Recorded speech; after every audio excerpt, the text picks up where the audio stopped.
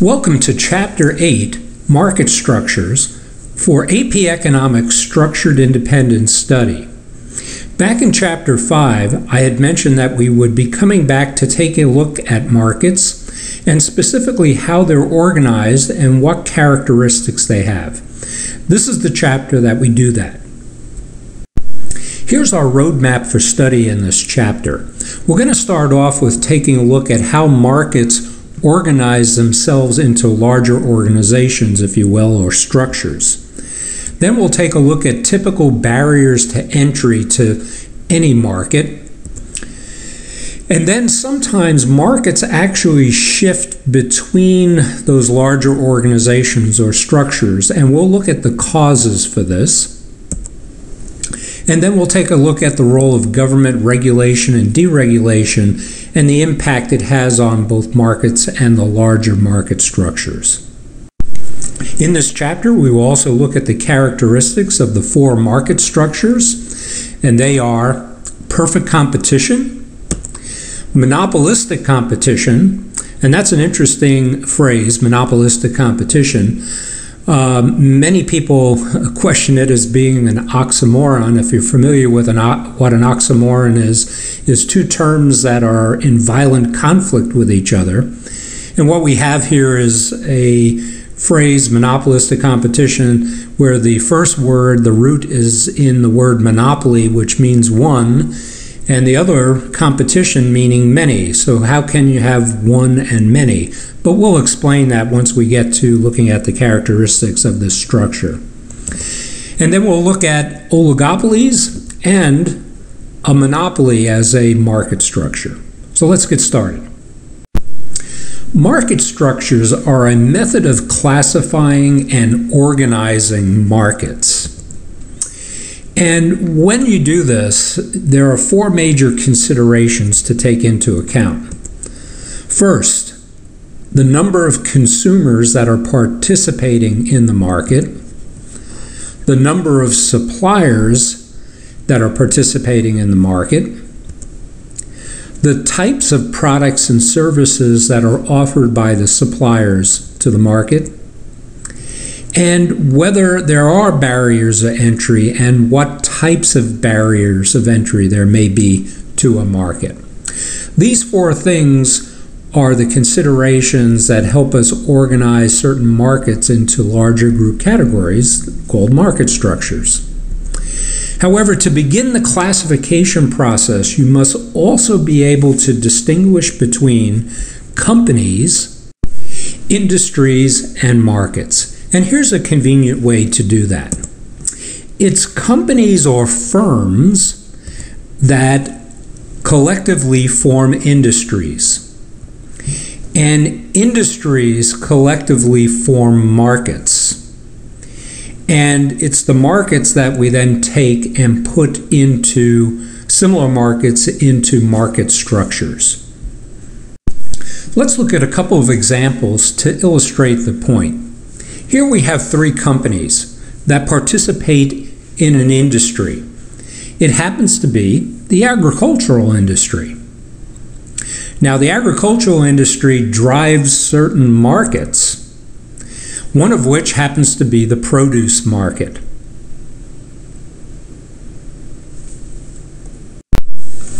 Here's the second example with three more companies.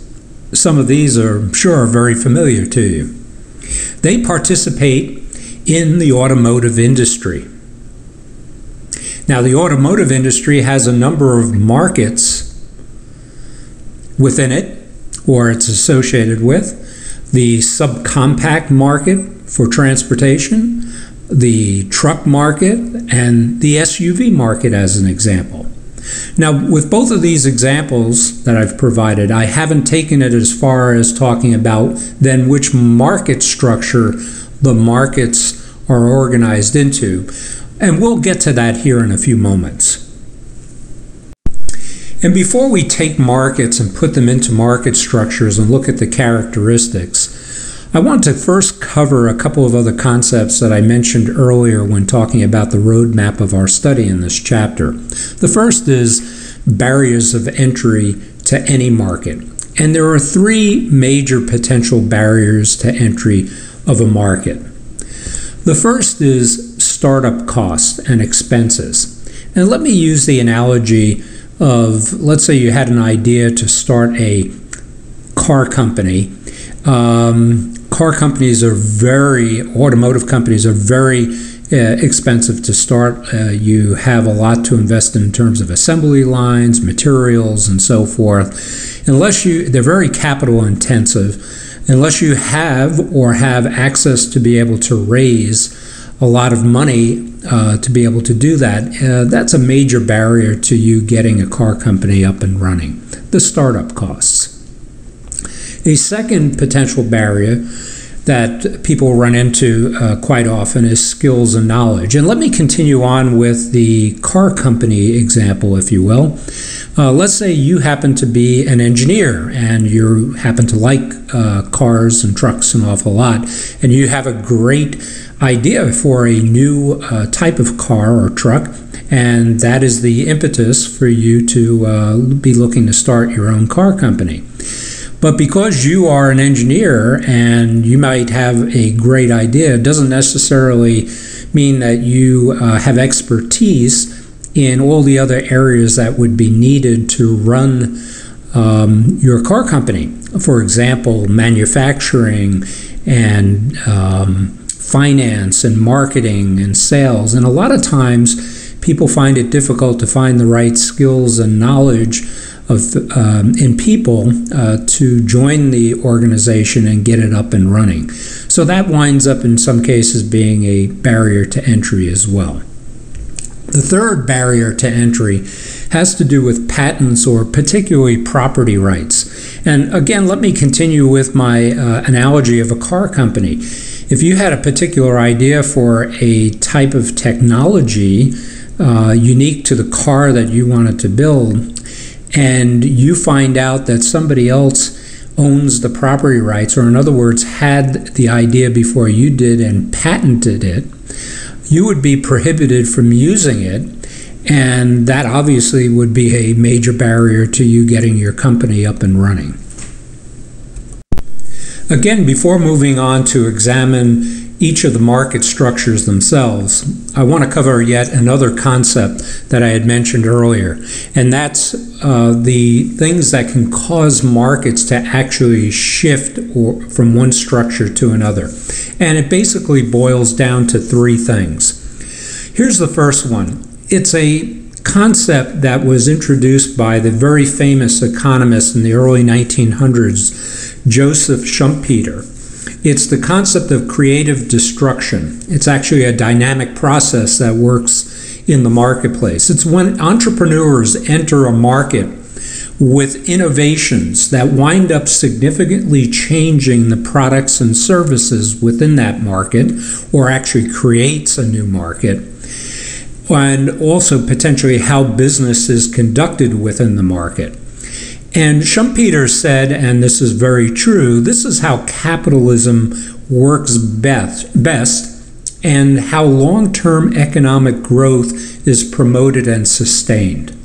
If you're not familiar with the words innovation and sustain, let's take a quick look at them. Innovations meaning to innovate, to begin or introduce something new, create, start, invent. Thomas Edison was one of the innovative people in history. Sustained, a verb here, to keep up or take care of, maintain, uphold. Used in another way, the soldiers were able to sustain the fight until they took control of the territory. Let's take a little bit deeper look now at some of the processes behind creative destruction. The creative destruction process is all about entrepreneurs coming up with innovations. And that naturally leads to the question, well, what type of innovations might we be talking about? And I'm going to give you the four most common types of innovations that we see in creating new markets or disrupting currently existing markets. The first type of innovation is new technology.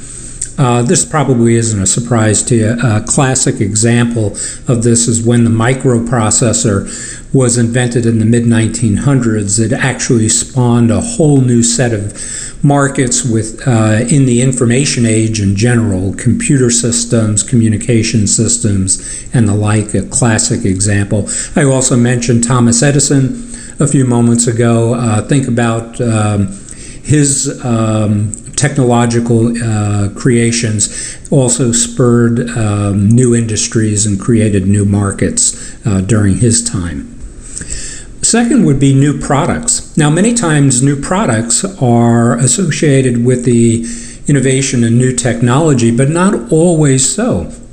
A great example of this is the success of the Starbucks organization taking a product or a good that's been around for centuries, literally coffee, and putting a new twist on it and presenting it in a new way. So while most often new products are associated with technology advancements, it's not always particularly the case, and it certainly contributes to the creative destruction process.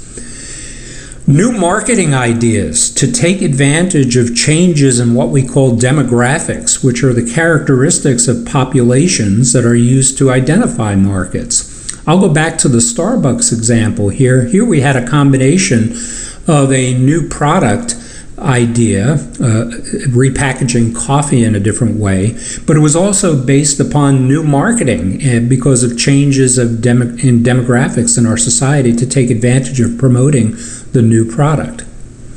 And the fourth type of innovation is the new use of resources.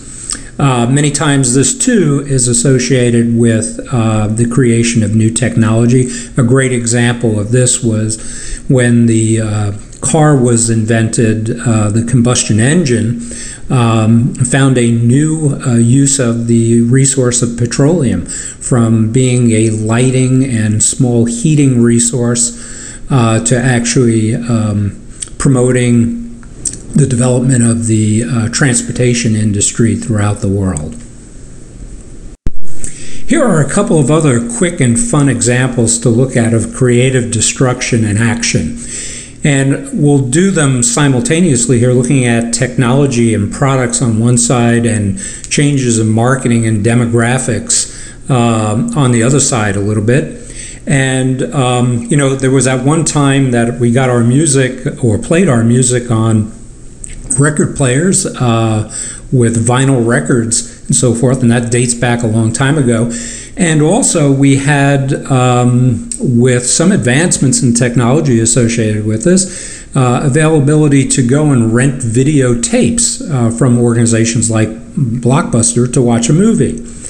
And then as things changed on the technology side with the invention of the microchip and its related technology products, we dumped the record players in favor of CDs and CD players, and actually the videotape business busted up organizations like Blockbuster when Netflix came into existence and was able to deliver DVDs to the home for you. You didn't have to go down to the video rental store and rent a tape. Also, the quality of the product in terms of the DVD was better, and really they took advantage of marketing and changes in demographics to make their business successful. And that has even progressed further today by pressure, like with organizations such as Hulu, putting pressure on Netflix on video streaming, and that market continues to change literally as we speak. And back over on the other side where we get our music from, the form factor for the technology continually gets smaller and smaller, with the CD player being followed by the MP3 player and the like. So these are some fun, simple examples of the creative destruction process and how it works.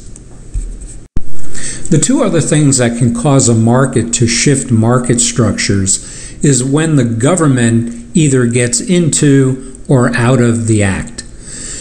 Government regulation to control business practices through legislation and enforcement can cause significant changes in the way industries, businesses, meaning companies and firms, and markets work, and can affect this kind of change.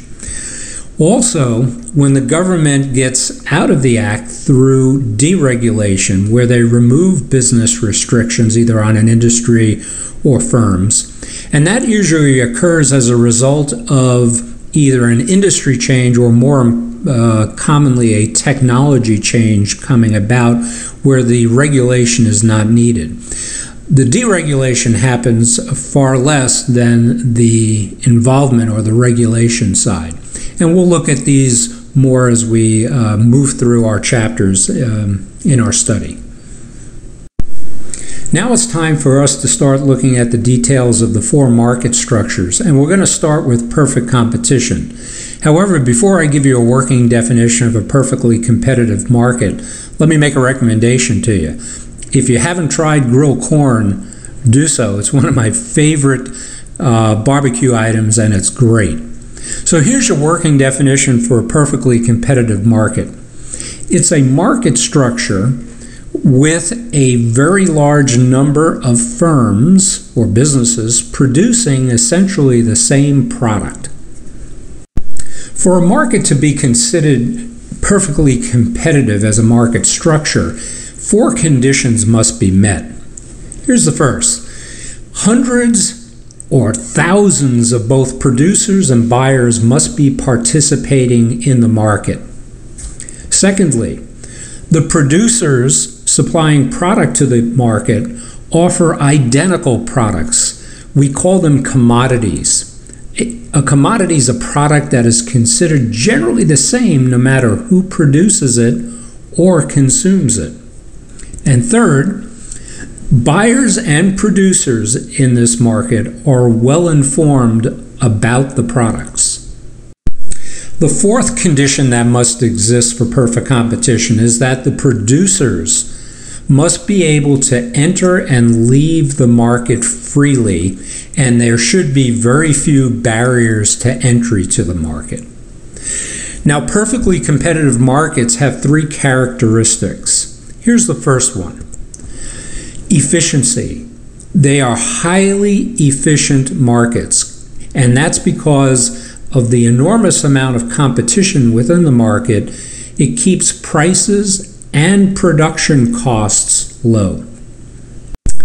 The second characteristic of a perfectly competitive market is that prices are the lowest possible and are just enough to keep all those producers interested in supplying to the market. We know this is important because of what we learned in Chapter 6 about what happens when price gets too low and suppliers wind up leaving a market. So to promote lots of producers participating here, we have to get the price to the lowest possible but still keep them engaged and interested in supplying. The third characteristic of a perfectly competitive market is the firms or the producers are really price takers. They have no ability to control the price of the good that's offered in this market. Some examples of perfectly competitive markets are the produce market and all types of produce, and the dairy industry. Those of you who are using one of our custom study guides will notice at the back of the study guide we provide a template for a little graphic organizer that has proven to be a very convenient and productive tool. What we do with this is at the end of looking at each market structure, we simply list out the major characteristics of the structure, and this provides a very convenient place to compare the characteristics all in one location. And we're going to start by listing the highlights of perfect competition over here on the left. But before I do, let me make one other point. As we move through our market structures, we're actually going to move from perfect competition all the way over to the right side of this graphic organizer, and next take a look at monopolies. And the reason we do that is because by looking at the two extreme ends of the market structures: perfect competition, where we have lots of competitors, and a monopoly, where we have one dominant supplier to a market. The two other market structures, monopolistic competition and oligopoly, fall in between these two and are actually a mix of the two extremes, the perfect competition and monopoly. So it makes sense to define the endpoints first and then come into the middle, and they'll make more sense to you. So let's go ahead and list the highlights of the perfectly competitive market. Remember, we have thousands of firms here supplying the market. Those firms, businesses, are price takers. They have little to no ability to control price. The types of goods that are offered in a perfectly competitive market are commodities, the same no matter who produces or consumes them. There are very few barriers to entry or departure from a perfectly competitive market. And examples are produce, all types, and dairy. Now let's move on to the monopoly. So here's your working definition for a monopoly as a market structure. A monopoly market structure is when a single supplier is in a market with barriers of entry that are too high for another supplier to enter it. And contrary to the common belief in our society, monopolies are not illegal. The reason most people think they are illegal is they don't understand the specifics of antitrust legislation that has been passed in our country, and also in part because the concept of monopoly is quite often mistaught in history classes. And let me give you an example. It's a real simple one. If I design and invent a product that I invest a lot of money in, and let's say it's a technically complex product, not too many people understand, and I introduce that product to the marketplace, and my hunch about whether people would be interested in or not is correct, and I start to make a lot of money and I build a successful business. And nobody else decides to make a competing product and compete with me in the market that I have created. The question is, should I be penalized for that, for coming up with a good idea and being successful? In other words, does the sheer size of the business that I build and the market dominance that I might have as a result of nobody competing with me, where I've established myself as a monopoly, a single supplier, should that get me in trouble with the law? And the answer to that is no. As long as I do not wind up misbehaving in the way I run my business. And I'll tell you more about that here in a few minutes. But I want to cover a couple of other things about monopolies first before I talk about where monopolies could get people that are running a business that is a monopoly in a market could wind up getting themselves in trouble.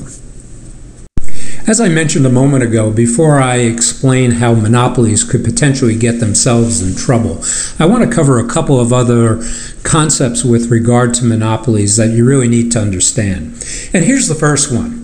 A monopoly enjoys what we call economies of scale. And economies of scale is a concept that really every business wants to be able to take advantage of. But a monopoly, as I'll explain why in a moment, really gets to enjoy economies of scale usually pretty quickly. Economies of scale, the working definition for it is that average costs fall for each additional unit that it produces, and the business never reaches the second stage of rising costs. Now that's certainly a mouthful, but let me give you a chart to illustrate this concept, number one, and number two, then talk about an example, a simple example to illustrate what we're talking about here. So here's the graphic representation of the first part of what I just talked about here. It's where we have a graph that shows the unit cost of production on the left side, or the vertical axis, and output on the other. And here's a tip for you. One of the best ways to think about this: economies of scale is very closely related to the concept of quantity discounts, which is something that everybody can relate to. You know, it's the more you buy of something, you're liable to get a price break on it. Well, let's say, and I'll use my example here, my simple example. Let's say I came up with the bright idea for whiteboard markers. And when I designed my product, I kept things pretty simple. And I used only black ink and introduced my product into the market, and nobody decided to compete with me. And I was recognized as a good idea, and people started to buy it. Now, if I go back to the beginning of my invention of my marker, when I was designing it, the initial first marker, I went to an ink supplier and got them to sign what we call a non-disclosure agreement and showed them the product that I was thinking of making.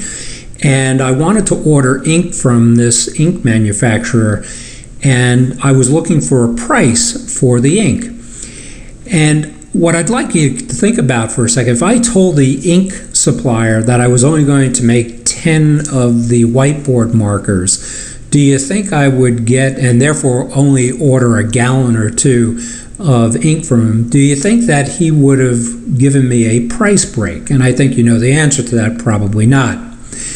However, if I went to the ink manufacturer and I showed him the whiteboard marker and said I was going to make 10 million of the markers, I would think I'd get the ink manufacturer's attention from a much stronger standpoint and a willingness to engage me in talking about the price of supplying me the ink, particularly if the ink manufacturer could be the sole source supplier to me for the 10 million marker, the ink for the 10 million markers. So by producing a lot and being the only supplier in the market, the monopoly enjoys economies of scale where that if I produce a tremendous amount, I can drive my unit cost of production down lower and lower and lower. Now, when a monopoly loses their monopoly in a market, they wind up having to adjust because they no longer have economies of scale.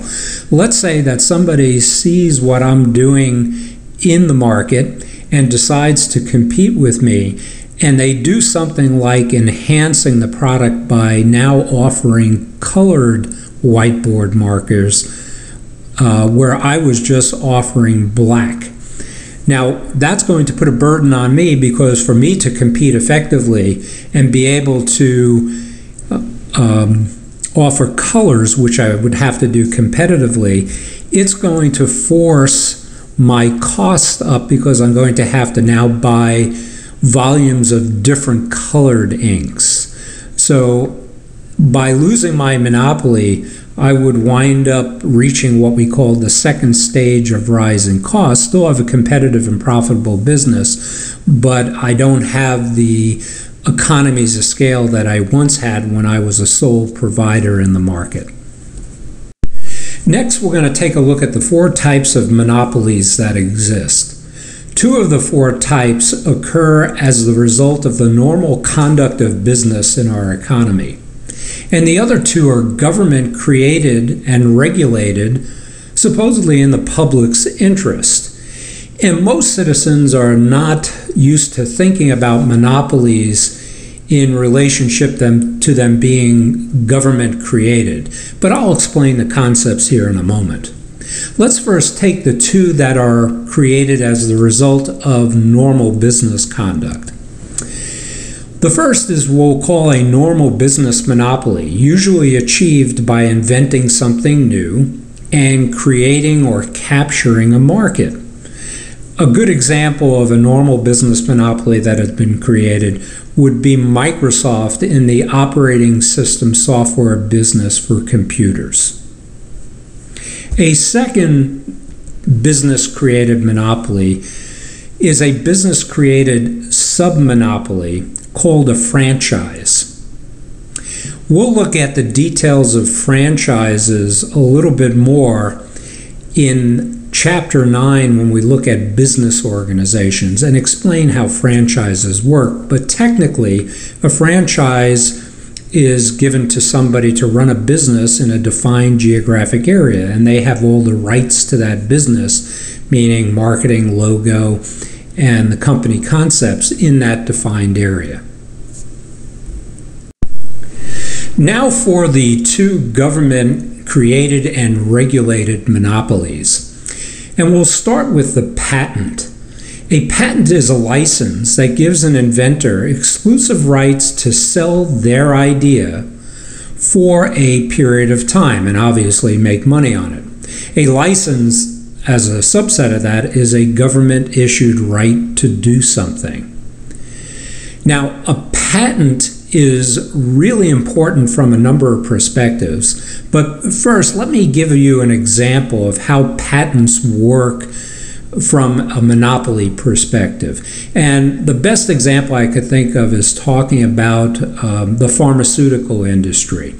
You may have heard people talk about name brand drugs and generic drugs. Well, most name brand drugs start out as being marketed under patents, and name brand drugs usually are at a very high price. And the reason for that is the name brand drugs are still under patent, where a company or an inventor has the exclusive right to sell the drug, for which they charge a premium because they're the only supplier of the drug to the market.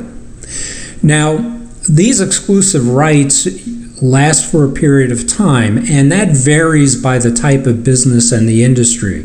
If I'm not mistaken, in the pharmaceutical industry, it roughly runs for about 7 years, maybe even 10 years at most, where the company that invents a particular drug has the exclusive rights to it, and they effectively can charge any amount and effectively recoup their investment that they put into the development of the drug. And once the period of time runs out on the patent, the molecular design for the drug is open for public inspection. And what many other companies do is they copy it and introduce their own version of the drugs. And this is when we get generic drugs available in the marketplace. Now, from our experience in learning things about supply and demand, you know what happens to in a market when supply is increased, prices come down, and that is why generic drugs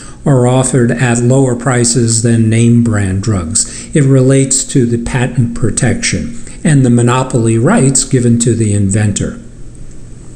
Now, before we move on to the second type of government-created monopoly, one other word about patents. Patents are a good thing in offering that monopoly and exclusive right protection, because if that didn't exist and we didn't have that type of support and laws on the books, there would be less incentive for entrepreneurs to develop new things that they could leverage to make money off of. So removing patent capabilities would significantly dampen the creative destruction and innovation process that we've looked at so intently here, and is also a very important part to the free market system.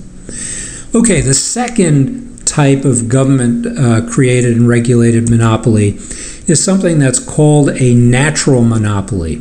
This is where the government, based upon particular characteristics of a market, sets up one firm to manage it, where the market would run most efficiently when one large firm provides all the output. And you may be asking, why would the government do this? I'm going to give you some reasons for this through the illustration of 4 examples. But I'm going to start with these two, public water and cable services, to talk about some of the most fundamental reasons why the government would do this. And then with the other 2 in a moment, explain some of the more complex and deeper reasons why the government chose to do this in a number of cases. Let me start with public water. Again, most of the water companies around the United States serving geographic areas are natural monopolies, and the public water system has been set up for the public's interest to be handled by one business in a geographic area, so that it can be conveniently and efficiently regulated and inspected by the state and federal governments. And the reason we do this is to ensure the quality of the water supply. For example, if we had multiple water companies serving geographic areas and bringing in competition, businesses would be tempted to cut corners to ensure profitability, possibly, and in cutting corners, maybe compromise the quality of the water supply. And we just can't have that as a society. So in those cases, we invest in the government's ability to supervise the water system very probably, so we have no questions over the quality of the water that's available to our communities. And that's the way we can run things most efficiently and ensure the quality. The second example, cable services, there was a different objective for, and there are a small number of cable companies that around the United States that have the license to be the sole provider in their particular markets. And in this case, it was not over necessarily quality of product or security reasons, but was to help a cable provider reach economies of scale, which we talked about before quickly, by allowing certain companies to be the sole provider in a market so that the technology could be distributed as quickly through our locales and municipalities as quickly as possible, and allow the company to drive home economies of scale and bring the costs of service down. So in this case, it was in the public's interest, determined by the government, to enhance a set of services and the distribution and the availability of them to our society, which in turn would make our overall society that much more productive and promote economic growth. So a different rationale, but again in the public's interest. Now the other 2 examples I'm going to provide to you fell subject to this other thing you need to be aware of, is that new technologies have also been known to kill the need for natural monopolies that have been set up by the government. And I'll give you, in these other 2 examples, will illustrate how this has taken place, and look at them. They're very, very interesting. Here's our first example of a natural monopoly that has been eliminated by new technology. Some of you may know that the United States Postal Service was originally set up as a natural monopoly to promote economic growth. The idea here was to lower the cost of trade through economies of scale and provide for faster, more efficient communications and trade through one system. So could any of you guess what technologies may have eliminated the need to have mail service set up as a natural monopoly? See if you guessed any of the following: telecommunications, the various aspects of the transportation systems that have developed, as well as the internet. In fact, it was these technologies that have also generated the creation of other businesses that have taken or are in the process of taking the place of the mail service. Businesses such as UPS, FedEx, DHL, and others. The second example of a natural monopoly being eliminated by new technology is the telecommunications market. And before I explain what the rationale was behind setting telecommunications up as a natural monopoly, I'd like to explain what you're seeing here in this picture.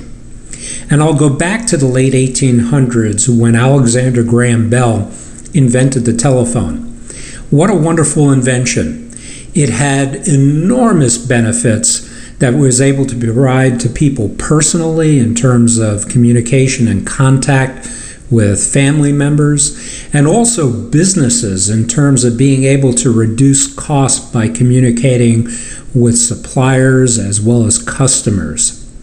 Now, Alexander Graham Bell had developed a patent for his telephone, but there were a lot of entrepreneurial people that looked at the device and said, wow, I also could make a lot of money with a device like this, and found ways around the patent by effectively making products that worked similarly but were different than Alexander Graham Bell's telephone.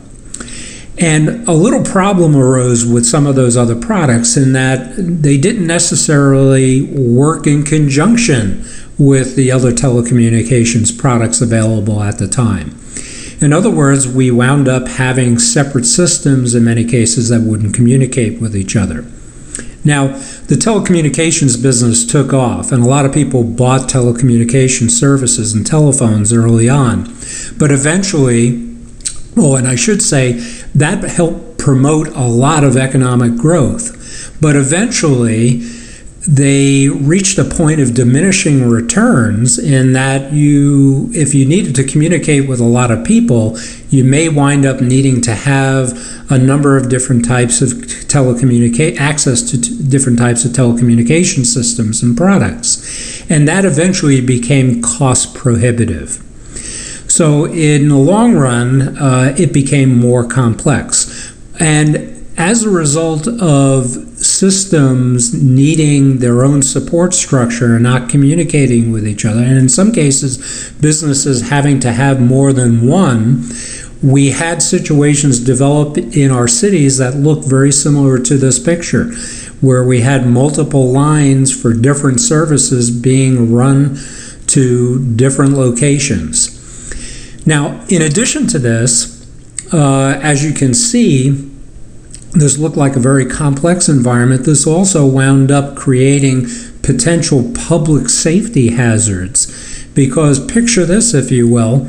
If, let's say, there was an accident where a horse cart, or eventually when cars became available in trucks, you had a car or truck wind up hitting one of these telecommunications poles and knocking it down. That created quite a scene on a city block, as you might imagine, by seeing the number of wires that we're dealing with here. And it created both public safety and health hazards based upon the system that had been developed. So let's take a look at what led us and what the rationale was behind creating a natural monopoly for telecommunications, and then look at the technologies that wound up eliminating the need for this. Telecommunications was set up as a natural monopoly for three reasons. The first was to improve public health and safety. Second, similar to what we saw with the Postal Service, to lower costs through economies of scale, and to continue to promote further economic growth. The third was the strategic value to the American society to reach something that was called universal service, access for everyone. This was the fundamental concept that I talked about a few moments ago when I was referring to the cable companies being given licenses as natural monopolies as well. But the telecommunication service was a much higher priority to provide access for everyone for all the obvious reasons. So let's see if you can guess what technologies broke up the need for having telecommunications as a natural monopoly. This guessing might be a little bit tougher than the guess that we made for the United States Postal Service, but let's see. Here they are. The creation of the semiconductor, the creation of microwave communications, and effectively the use of and creation of coaxial cable as a communications facilitator. Now, these technologies becoming available, just like in the case of the Postal Service situation, these have created and spurred new businesses and new markets for that matter. For example, the goods and services that were created as a result of this new technology included the computers that we have today, the internet companies and capabilities, other software companies, the high-tech toys that we enjoy, and all the way up through our cellular services that are available today. I would now like to come back to that subject of what gave monopolies a bad reputation, and in fact, what would get any business into trouble with the law. And what would are anti-competitive business practices. Anti-competitive business practices were first started to be addressed in the late 1800s when the government went after the business practices of John D. Rockefeller when he was running Standard Oil, and more recently against Bill Gates when he was the chairman of Microsoft. Once again, I want to reemphasize a very important point, and that is that size and market dominance as a monopoly does not get you in trouble with the law. What will get any business in trouble with the law, whether it's a monopoly or not, is engaging in anti-competitive business practices that restrain trade and competition. This is the Supreme Court's rule of reason guideline that they set forth in their decisions regarding the Sherman and Clayton Antitrust Acts of 1890 and 1914. This now naturally leads us to the next question, which is, what are anti-competitive business practices? And I'm going to give you insight to probably what's considered the four most common anti-competitive business practices that come up these days. And in doing so, I'm going to provide you with the definition for these business practices here. And be sure not to miss my stories that I'll be telling about these anti-competitive business practices in our course resource center. We don't have enough time to tell those stories here. I'll be outlining some real-world examples of how these have worked in recent years to further illustrate the point and deepen your understanding. So let's get the definitions down first. Here's the first one. It's called dumping. This is where a company gives away a product to gain market share or to protect some very valuable resources. One of the stories I'll be telling in the Course Resource Center to illustrate how dumping works is the case against Microsoft. This is one of the things that Microsoft was convicted of in their antitrust lawsuit in the late 1990s. The second anti-competitive business practice that comes up quite frequently is predatory pricing. This is where a company sells at or below cost with the intent to crush a competitor or drive them out of a market. In fact, I'll be talking about two stories to illustrate predatory pricing, one of which is Microsoft again, because Microsoft in its antitrust suit was accused of doing both of these in combination, both dumping and predatory pricing, and it provided for a really interesting situation. The third type of anti-competitive business practice is called price fixing, and this is really a practice that comes up with regard to the market structure that's called an oligopoly, and we haven't gotten to that yet. That's next up on the list. What happens here is that the companies get together in the market and try to manipulate the market and control price and set price to maximize their profit. And I'll give you some examples about how this works when we get to the oligopoly descriptions here in a short while. And the fourth most common anti-competitive business practice that comes up these days is really a product of the information age revolution and the booming high-tech industry that started to take off in the 1980s and continues today. It's a practice that's called overhanging a market. In this case, you make false promises to cut off competitors. It's really a form of fraud, and I'll again be giving you some examples in the course resource center as to how this has actually worked in the high-tech industry. Now let's take a look at the three characteristics of a monopoly in action. Here's the first characteristic.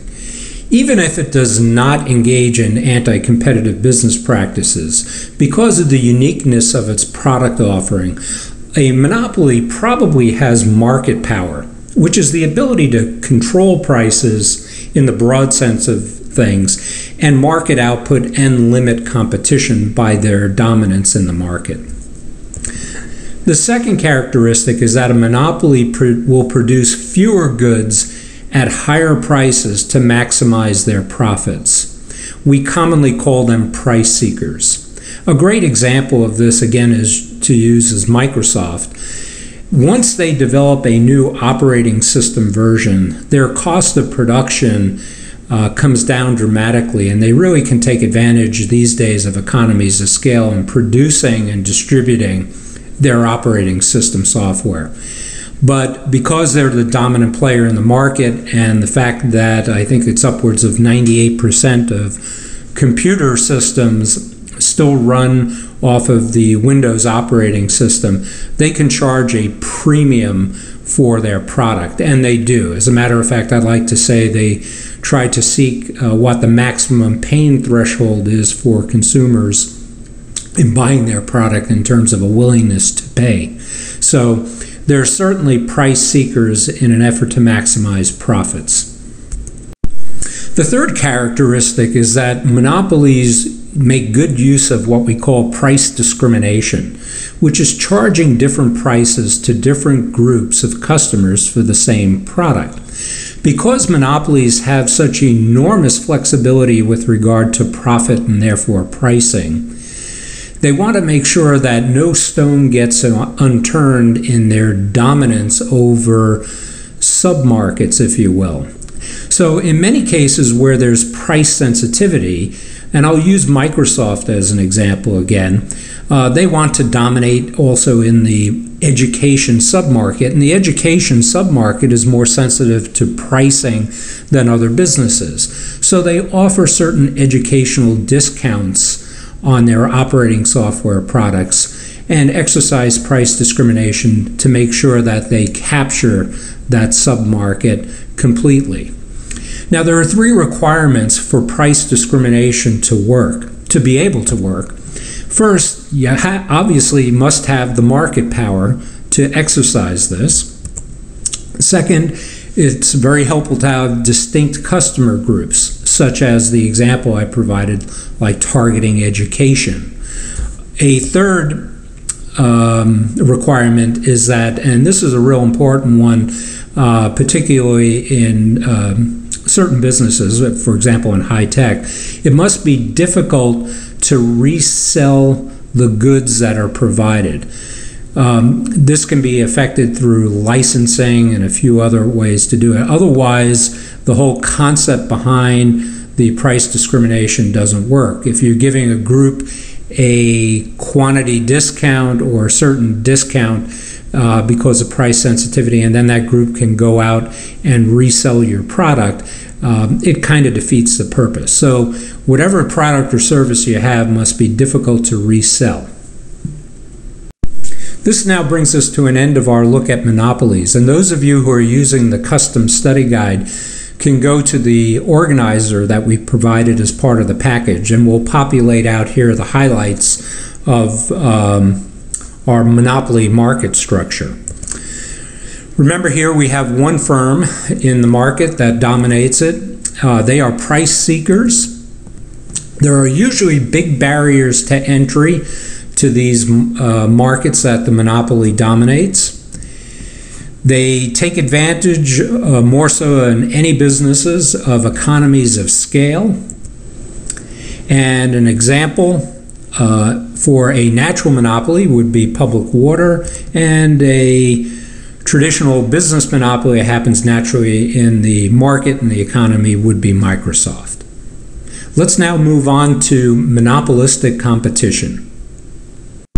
The third market structure that we'll look at is monopolistic competition. And here's your working definition for it. It's a market structure in which many companies compete in an open market to sell products which are similar but not identical. It's real important to understand that products can be substituted. Here's some examples of monopolistically competitive markets. The jeans market is monopolistically competitive. The automotive market falls into this category as well, as does lodging, hotels, and resorts. 4 conditions must exist for monopolistic competition. Here's the first. There needs to be many but limited number of firms participating in the market, usually 10 to 30. At least 10, could be higher than 30, but this is a pretty good range. Secondly, there are some barriers to entry to these markets. Third, these businesses do have slight control over price, not like the monopoly does, and certainly far more control than firms in a perfectly competitive market. And very importantly, the products are differentiated. And what we mean by differentiated, it means that there's distinction between the products. Differentiate, the root word here, means to modify or distinguish between. Alternative, as a related word. Here's a great use of it in a sentence. The company made changes in the products it made in an effort to differentiate itself from its competition. Monopolistically competitive markets have 5 characteristics to them. The first is that the firms participating in the markets focus on non-price competition, and they do this in 4 ways.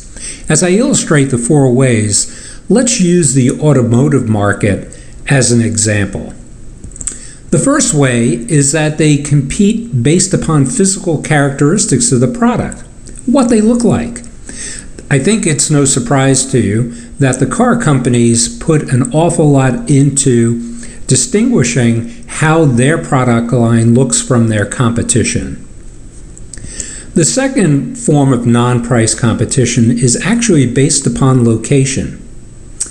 Most communities in the United States have some car dealership somewhere close by to the community. However, they don't have all car dealerships. For example, BMW, which prices their products at a premium, doesn't put dealerships near or in communities where they think the income levels are not there to be able to support sales of their product line. A third way to compete on something other than price is by competing on service level and customer support. Let me use BMW and Mercedes as examples in this case. When you bring your car into one of their dealerships to have it serviced, you're very likely to get a loaner car for the day while the car is being worked on. Not every type of car dealership representing an automotive company does this type of thing, and they view it as a non-price competitive advantage in terms of servicing the customer.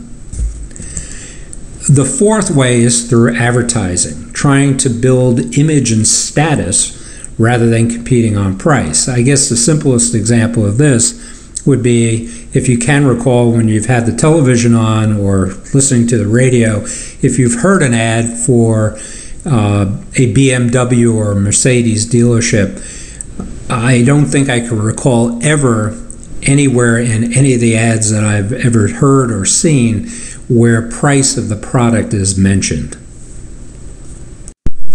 The second characteristic of monopolistically competitive markets is that prices for products in these markets will be higher than they are under perfect competition and obviously lower than in a monopoly situation. We call the firms or businesses in these markets price makers. The third characteristic is that demand for the products in these markets is usually elastic, and that's because of the substitution effect.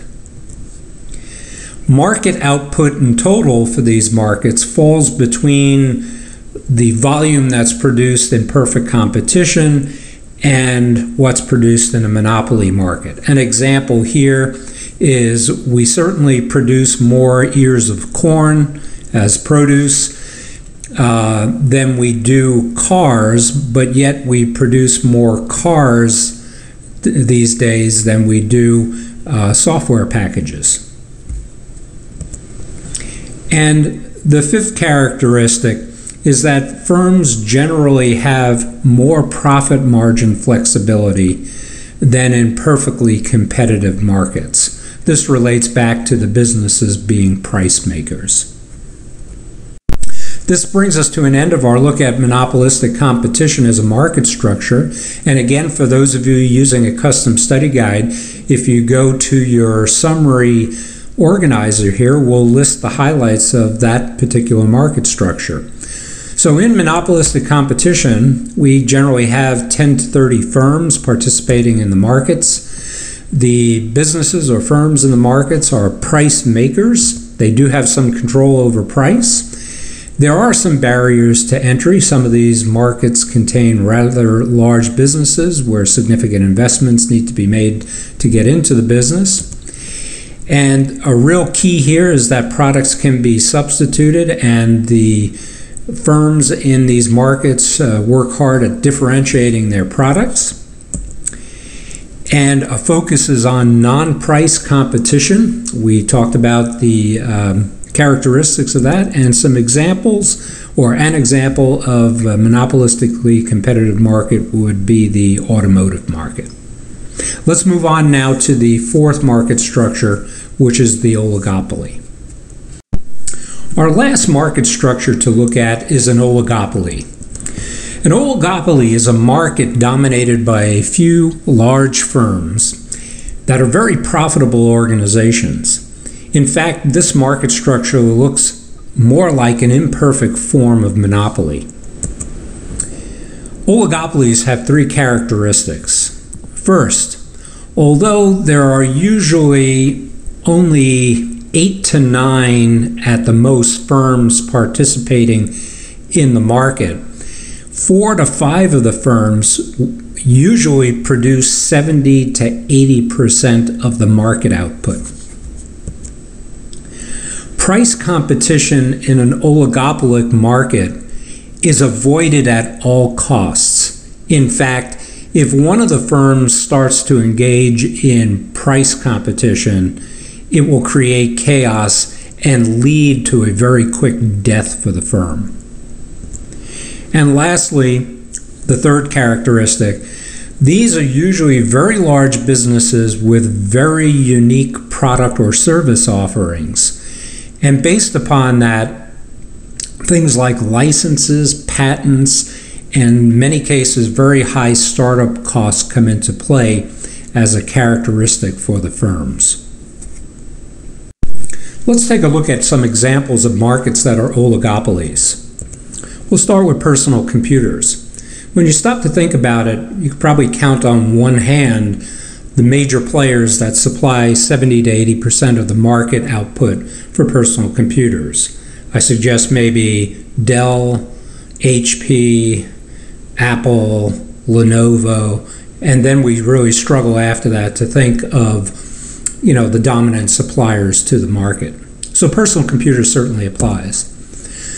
Telecommunication services, especially in the cellular world today, really, there are only four choices. As a matter of fact, I can't even think of a fifth. They're listed here: Verizon, AT&T, Sprint, T-Mobile dominate the market. Airlines, especially for transcontinental flight services, really, again, on one hand, United, American, maybe JetBlue, Southwest, Delta, certainly a market that fits the oligopoly parameters. And if I make a point here about these first three examples I've given you, these are very capital-intensive industries that deal with highly technical products, in a lot of cases require licenses, need a lot of capital to get started up and maintained and run. A fourth example is local gasoline stations. Now, it may seem kind of odd, but it'll make more sense as we talk more about oligopolies here. And I have some examples towards the end of the chapter that we'll use to illustrate why local gasoline stations certainly fit this category. And by the way, take a look at those prices for gasoline. We'll probably never see those types of levels again in our lifetime, possibly. But anyway, these oligopoly markets are driven and controlled by something we call the dominant strategy theory. They're also known by two other names. That's the AKA. The dominant strategy theory is known as the Nash equilibrium, which is probably the most commonly recognized title for the theory, and also the prisoner's dilemma. Now, where does the term Nash equilibrium come from? Well, it comes from this fella. His name is John Nash. And interesting story about John Nash. He's one of the most brilliant mathematicians of the 1900s. As a matter of fact, he is the father and creator of the concept of game theory. And he won a Nobel Prize for economics based upon the work he did in developing game theory. And you might actually be familiar with his story, which is a rather unique one, because his story was highlighted as the subject of a film, which was certainly nominated for Best Picture, and I believe actually did win the Academy Award for Best Picture, in which Russell Crowe played John Nash. The movie's name was A Beautiful Mind. So if you haven't seen that movie, I highly recommend that you take it in. It is a good movie.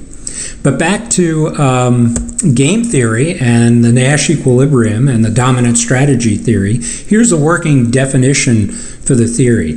It's when each participant in a market does not depend on what the other does in an effort to either minimize loss and maximize benefits or profits.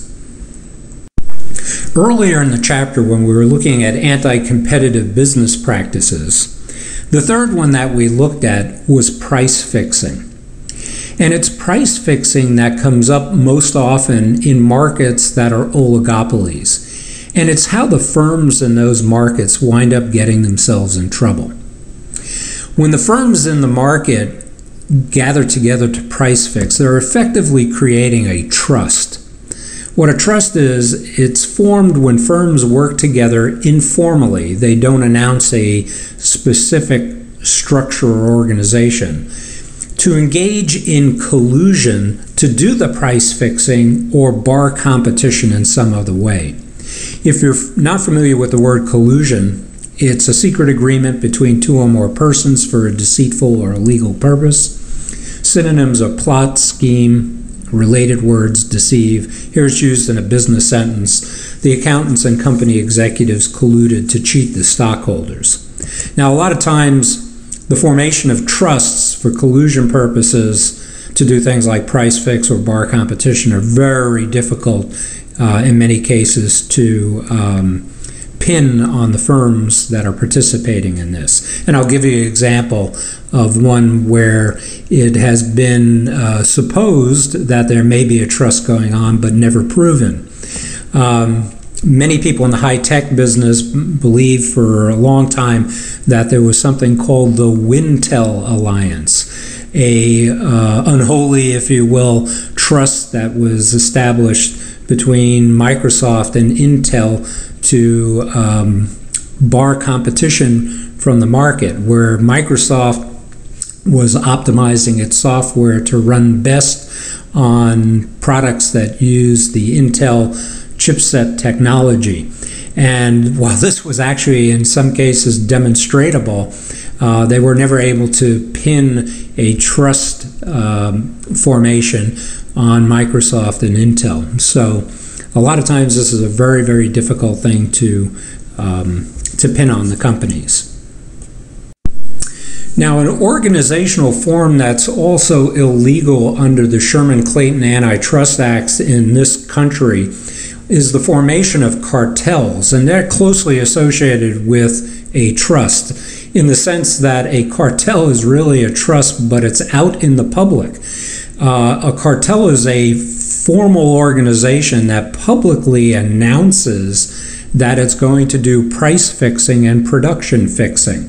Now, cartels, as I mentioned a moment ago, are completely illegal here in the United States. However, they're perfectly legal in the international market because there are no laws that govern this or that can even be enforced to govern it. Now, cartels only survive as long as the members get along with each other and come to an agreement.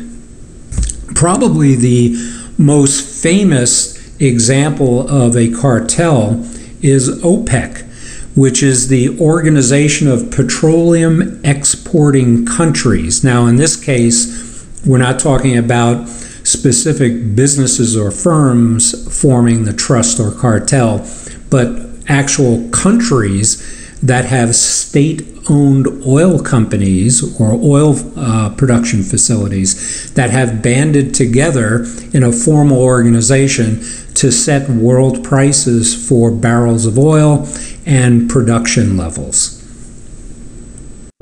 Now, there are 4 requirements for a cartel to be successful in the international market. First, it must control a large share of actual and potential output of the good or service so that other producers will not be able to lower prices by increasing supply. If I recall correctly, there are 9 countries participating in OPEC, the Organization of Petroleum Exporting Countries, and OPEC and the 9 nations control upwards of, I think it's about 80% of the world's oil production. So OPEC certainly fits the bill in terms of this requirement. The second requirement is that poor substitutes for the product must exist. Well, that's pretty easy when we think about the oil industry. There's really no substitute for oil. So we have this requirement being met for OPEC. And the third requirement is that few outside factors exist to disturb cost or demand. There's very little that can go on in the world, including wars, pretty much, that would have an effect on demand for oil. That's pretty steady, and OPEC, using them as an example, certainly meets that requirement to be successful as well. And the fourth requirement for a cartel to be successful is that the cartel must be in a position to easily maintain control of the group and punish any members or then exclude any members who wind up cheating. Again, for those of you who are using the custom study guide and have the summary document, we're now in a position to wrap up that document by adding the highlights and characteristics of the oligopoly market structure. So, here we have 4 to 5 firms in a market that are controlling upwards of 70 to 80% of the output for a market. These firms are also price makers. They do have control over price in the market. There are some barriers to entry because these are big businesses with, in many cases, highly technical or complex product and service offerings and are very capital-intensive businesses. There is little differentiation in these products. Everything is pretty much the same. It's nowhere near what we see in terms of differences for substitution purposes like we see in the monopolistically competitive markets. So we have very close to being what is almost a commodity type of approach to the products. No price competition here. Price competition spells death for any firm that starts to engage in that. And again, as I had mentioned, we'll look into that a little bit more as we conclude this chapter and after we finish this chart. And an example of a market that's an oligopoly would be airlines. As we wrap up this chapter, let's take a closer look at oligopolies and more specifically on how the Nash equilibrium or prisoner's dilemma works.